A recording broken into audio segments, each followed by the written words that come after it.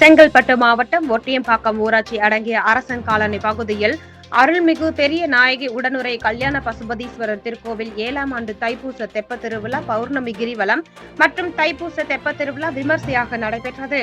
ஒட்டியம்பாக்கம், அரசன் காலனி, சித்தாலப்பாக்கம், இந்திரா நகர் வழி மற்றும் பெரும்பாக்கம் ஆகிய 3 ஊர்களுக்கு மத்தியில் அமைந்துள்ள ஔடத சித்தர் மலையை சிவமாகவே எண்ணி நீண்ட காலமாகவே ஸ்ரீ பெரியாண்டவர் கைலாய வாத்திய நிகழ்ச்சியுடன் நடைபெற்று வரும் பௌர்ணமி கிரிவலத்தில் பங்கேற்க ஆன்மீக அன்பர்கள், பொதுமக்கள் மற்றும் சிவனடியார்கள் அனைவரும் நிகழ்ச்சியை சிறப்பித்தனர்.